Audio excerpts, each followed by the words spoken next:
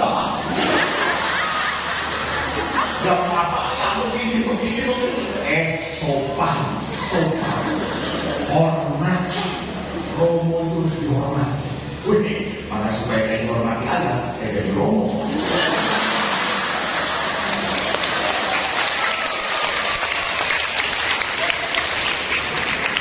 Jangan bukan itu masih jelek.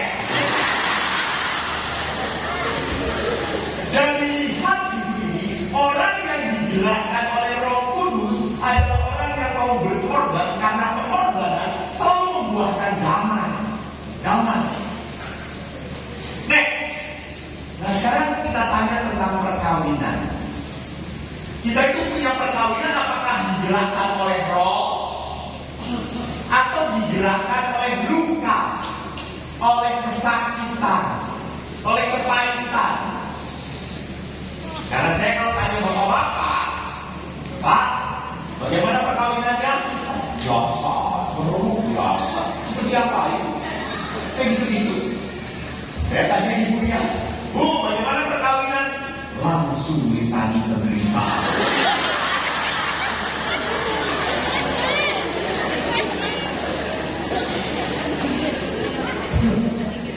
Banyak sekali dalam perkawinan, bagi suami tidak masalah, bagi istri masalah. Contoh, piring belum dicuci, bagi suami masalah atau tidak? Saya jawab suami, tanya suami, istri yang jawab. Ya. Bagi suami kalau tidur ngorok, masalah atau tidak? Bagi istri, saya tanya.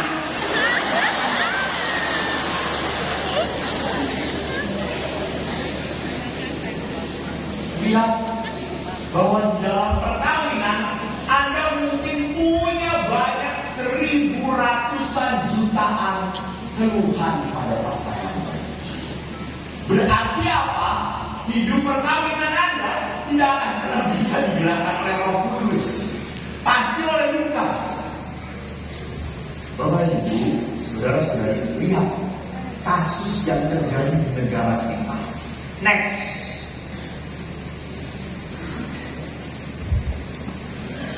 Aktivis wanita pernah menulis dan mencari data di tahun 2017 sampai 2020 ada kurang lebih 1.281 sekian perceraian. Bapak Ibu perhatikan, satu harinya ada berapa? Ada 1.170 kasus perceraian. Dan data ini diteguhkan oleh data dari Kompas. Next. Lihat Kompas 3 tahun dengan tahun yang berbeda. Di tahun 2019 sampai 2021 menemukan angka yang tidak jauh, 1.230 sekian. Dan lihat di bawah, siapa yang paling banyak memohon supaya cerai? Suami atau istri? Ya, istri.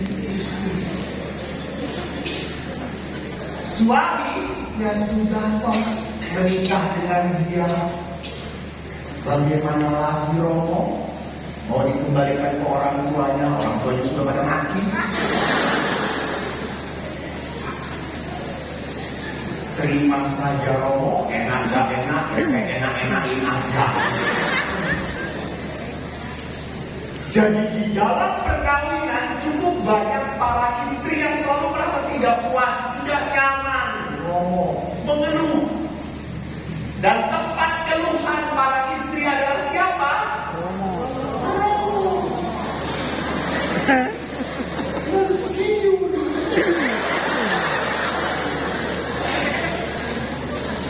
Tetapi untungnya karena Romo ini menampung keluhan istri, maaf, istri-istri itu selalu tahu balas budi.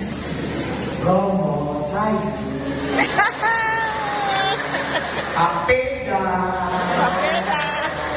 Lihat, Padahal istri, suaminya, sayurnya sudah dihangatkan 7 hari 7 malam.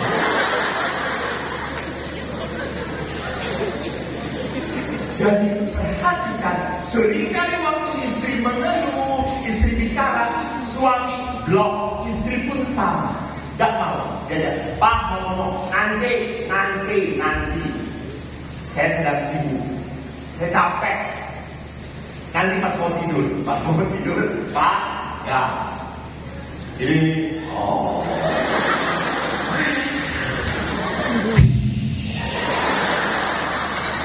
Ibu-ibu kalau suami seperti itu, jangan diganggu. Dia sedang mengeluarkan roh jahat.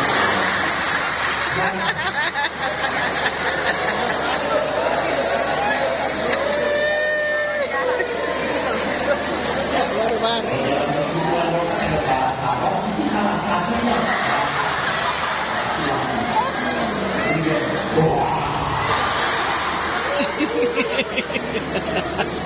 Ibu kalau terbantu ngomongnya Yesus.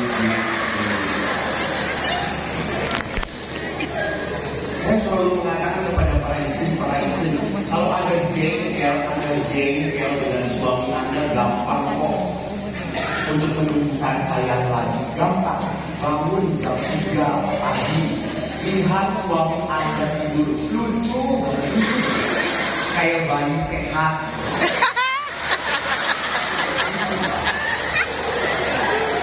Anda akan berkata, Papa, gua racun mati.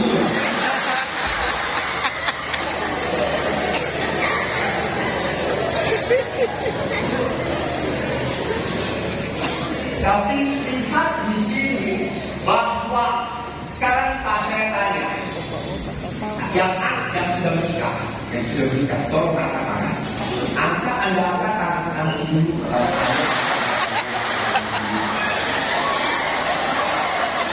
Anda mau malam ini menghadap Tuhan?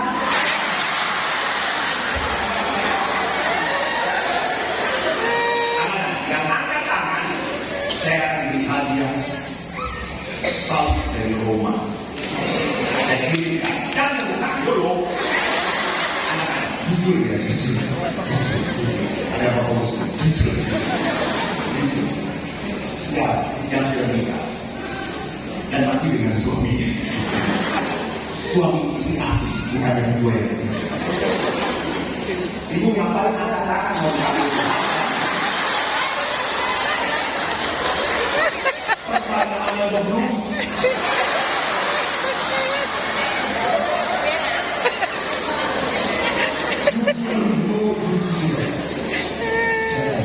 Siapa yang perkawinannya berjalan seperti dulu yang diimpikan, berjalan seperti yang saya impikan, saya harap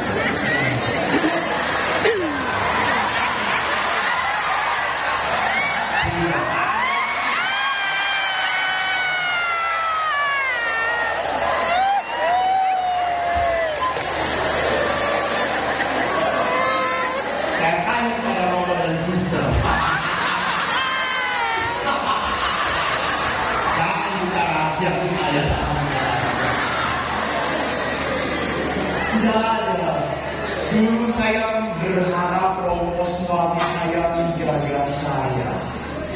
Suami saya betul-betul perhatian. Setelah menikah Romo, dia memperhatikan istri, tapi istri tetangga.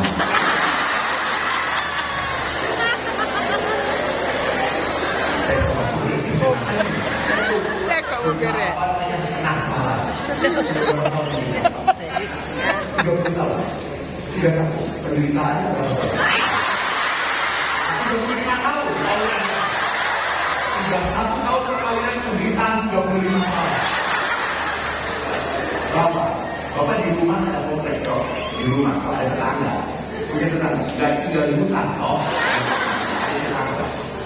Kalau bapak melihat istri tetangga, pernah lihat istri tetangga?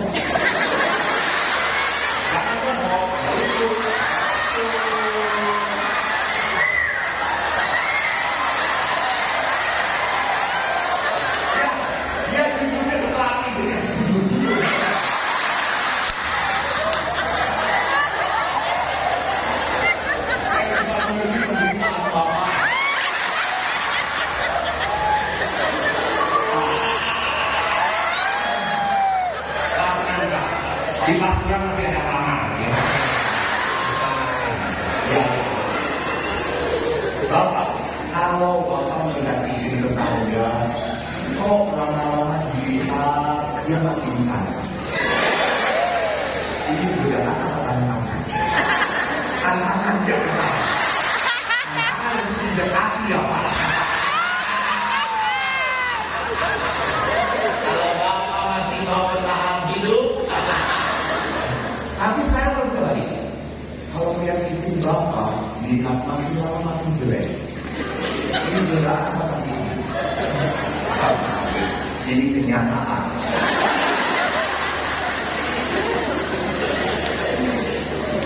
Jadi Bapak Ibu tidak ada orang yang menikah situasinya seperti yang diharapkan. Tidak ada. Banyak sekali kekecewaan. Banyak sekali tidak seperti yang kita pikirkan. Kan jatuh cinta kan, saya tuh kalau tidak ada pekerjaan, maaf ya Mas Jur, suka melihat orang pacaran. Saya senang lihat orang pacaran, apalagi di Bandung. Di Bandung itu kan AA, apa teteh. Di AA indah ya, kan ada teteh. AA, teteh kok dingin, AA bawa jaket. Ini teteh, AA kedinginan itu bersama teteh selalu berhangat. AA, apa teteh? Dilihat di atas banyak bintangnya, iya teteh banyak bintang, tapi kurang satu. Kok tahu? Kan yang satu ada di sini. Perempuan begitu suka ini.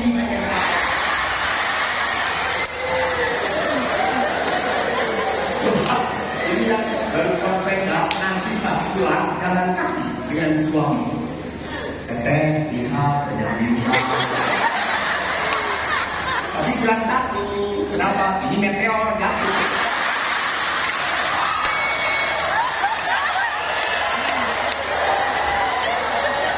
Saya cari ada di ajar.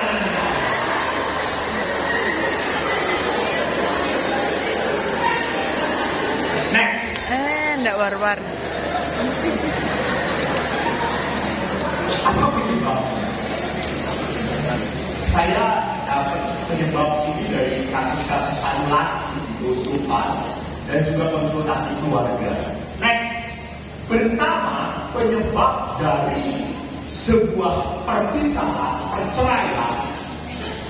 Karena tadi dikatakan bahwa kasusnya makin banyak dan bisa terjadi banyak di dalam gereja Katolik. Ya. Jangan berpikir bahwa di dalam gereja Katolik itu tidak ada romo. Maaf, warga Katolik bukanlah orang-orang kudus. Orang Katolik adalah orang-orang yang menuju kekudusan. Bukan orang kudus. Anda adalah orang abon, bukan orang kudus.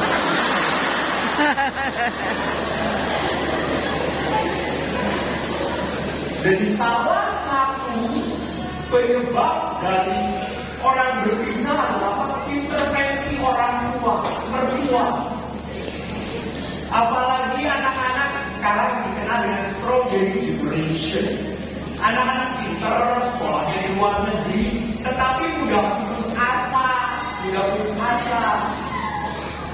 menikah, bentrok sedikit, nangis, ngadu pada orang tuanya. Bapak ibu yang sudah senior, waktu menikah punya masalah, apakah ngadu pada orang tua? Enggak akan. Karena kalau kita ngadu pada orang tua kita akan berkata, salahku sendiri. Kamu kan yang di. Sekarang, anak sekarang ngadu pada mamanya, aku disakitin sama si kakak. Udah, kalau kamu udah gak bahagia, kalau kamu udah menderita, udah putus aja, selain saya. Iya, siapa setannya? Ibunya. Paling-paling bapaknya cuma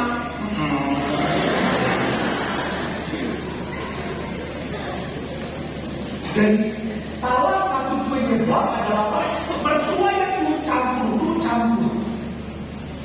Jadi merasa suami istri tidak bisa mandiri.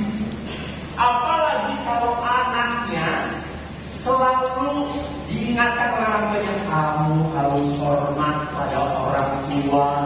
Ingat, orang tua dosa lu kalau melupakan orang tua. Ya ma, datang ke mama tiap minggu. Store. Akhirnya anak merasa apa? Dikekang. Sedikit-sedikit istri apalagi. Jangan macam-macam dengan istri. Bapak-bapak boleh kepala keluarga, istri adalah PR keluarga. Apalagi istri-istri orang Ambon, kalau sudah ngomong kencang.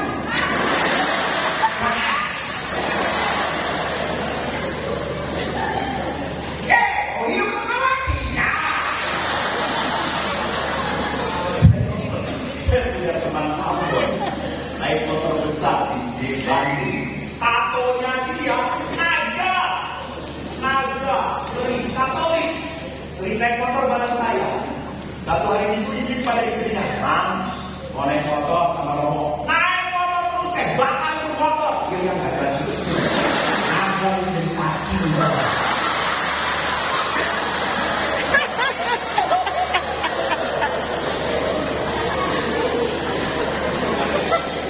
Jadi lihat bagaimana seringkali dalam perkawinan ada otoritas tahu yang menguasai, dan salah satunya orang tua. Maka saya seringkali maaf ya, saya tidak setuju. Maaf ini pandangan saya. Tidak setuju kalau anak itu, apalagi anak pihak wanita dari orang tuanya, ngasih rumah ke anaknya. Ini rumah kamu tinggalin. Ini anak perempuan, laki-lakinya itu langsung tidak punya power. Tidak punya power. Karena apa? Tinggal di rumah mertua. Istrinya ngatain, ingat rumah siapa? Jangan. Begitu tadi. Next. Yang kedua adalah apa? Masalah ekonomi. Saya sedih. Ada beberapa pasangan yang sudah menikah,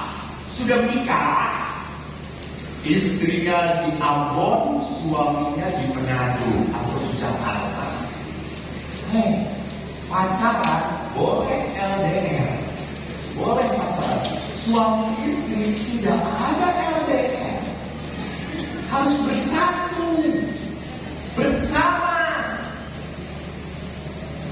Bagaimana kita bisa saling mengasihi kalau tidak ada dalam kebersamaan? Anda ngomong, kita suka WA-WA-an kok ngomong WA-WA. Emangnya bisa jadi anak kita WA?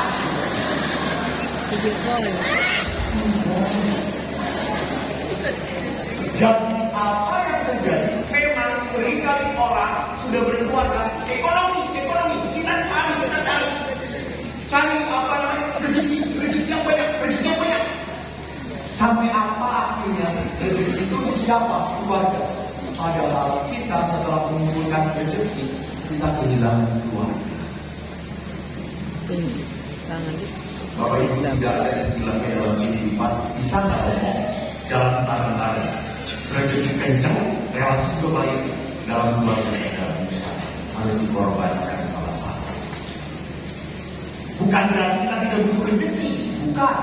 Nanti kita lihat di bagaimana keluarga itu dituntun oleh Roh Kudus. Jadi masalahnya itu bukan kita punya banyak, masalahnya adalah apa? Kita rakus. Ingat, Yesus mengatakan bukan uang yang jahat, bukan. Yang jahat adalah apa? Cinta uang. Cinta uang. Next, yang ketiga adalah apa? Masalah komunikasi. Nah, lihat, laki perempuan beda. Laki-laki itu kalau punya masalah, apa yang akan dilakukan oleh laki-laki? Diam, diam, diam. Jangan ngomong. Anda punya suami kelihatan sedang punya masalah, Anda berkata, apa? Ayo ngomong, ayo ngomong. Istrimu, ngomong. Suami akan berkata, apaan sih? Saya nggak ada apa-apa. Laki-laki akan diam kalau punya masalah. Tapi kalau perempuan punya masalah, seluruh Ambon mendengar. Ngomong, cerita. Lihat, saya lihat di Konvenda, kalau suami bapak laki-laki itu sedang menunggu acara, bagaimana laki-laki itu diam. Jam berapa? 9. Berapa menit lagi? 5. Lama ya? Oh. Tapi kalau ibu kumpul, banyak tema yang bicara. Termasuk tema pastor parokinya. Semua bisa dibicarakan. Hebat ini, banyak bicaranya. Riuh. Maka saya punya istilah, di mana 2 atau 3 wanita berkumpul, Yesus pergi dari sini.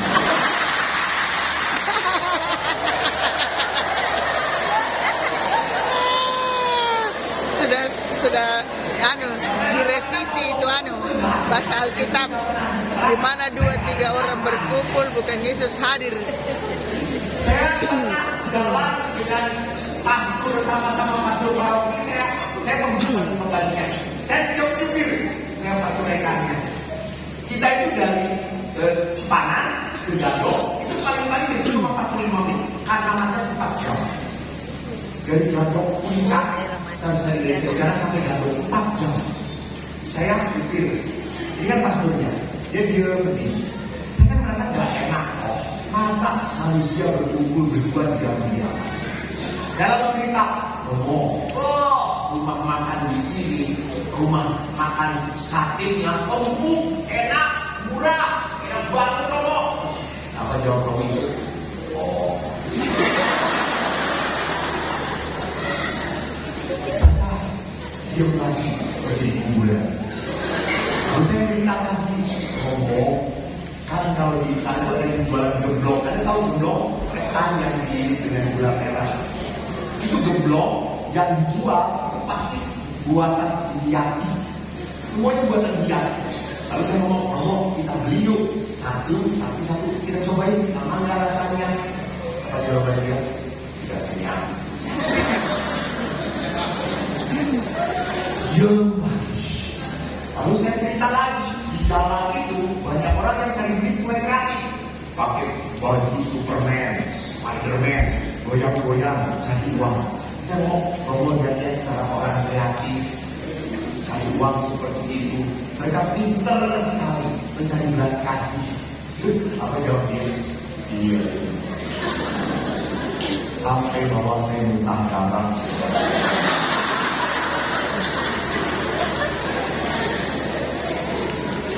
Tanya saja, bagaimana di pasturan? Apakah kalau makan meriah? Tidak. Enak, oh. Dari siapa Indian? Langsung dibahas Indian. Tapi apa yang saya mau katakan, laki bukanlah tipe orang yang selalu bicara. Kalau pernah ada seorang bapak dikeluhkan oleh istrinya. Istri yang ngomong, suami saya itu waktu pacaran ngobrol, terus bicara, terus sekarang ini dia diem, gak pernah ngomong. Coba tolong Romo nasihatin supaya suami saya itu ngomong, cerita. Saya datang sama suaminya, Pak, kata istri, Bapak itu waktu pacaran, jangan banyak, sekarang mau gak? Romo bilang aja, Romo tadi bicara dengan dia, bisa Romo bicara dengan dia? Enggak. Bukan saya tidak bisa bicara dengan dia, saya tidak diberi kesempatan bicara. Lihat aja wajahnya Romo, semua kayak mulut.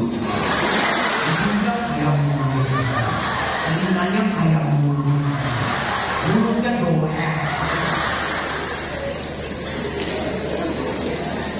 Jadi bisa terjadi. Kenapa? Karena tidak diberi kesempatan bicara. Selalu harus mendengarkan.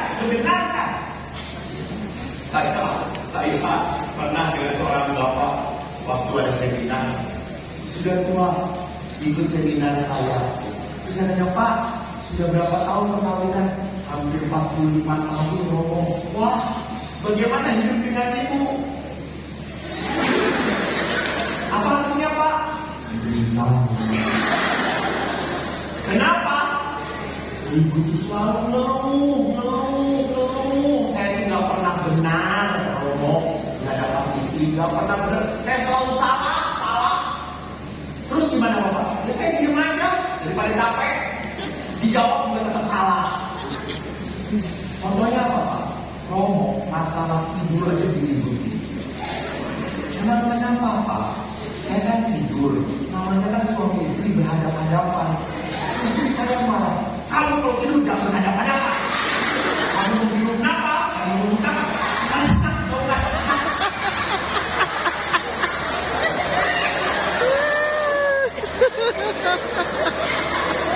Kemudian tidak suka kalau saya berhadapan-hadapan karena dia menarik napas, saya menghembuskan napas.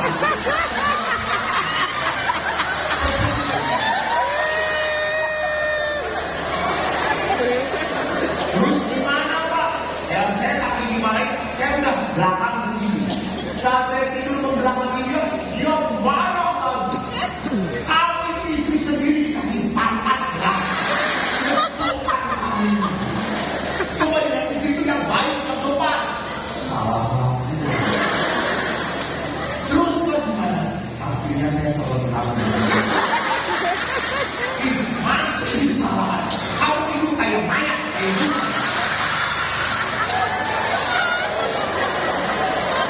Terus saya tanya, terus solusinya gimana, Pak? Saya hubungannya dengan pembantu. Dan saya nggak berpikir.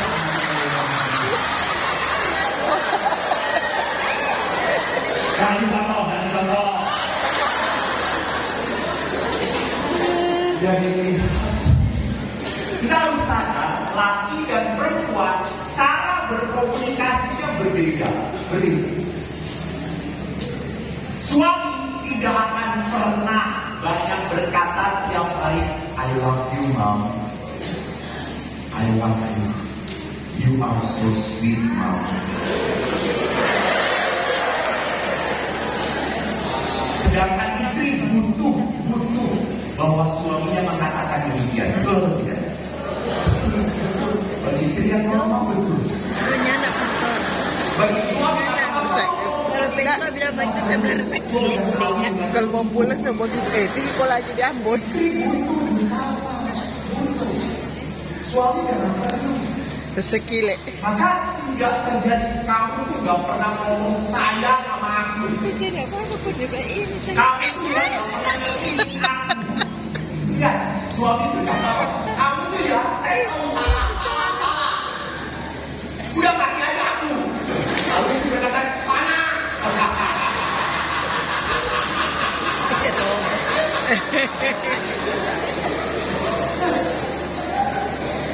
Jadi perhatikan, baik. Ini drama dia Pak. Akan begini kencang. Pas dia ketawa cium lagi. Next. Kita suka lupa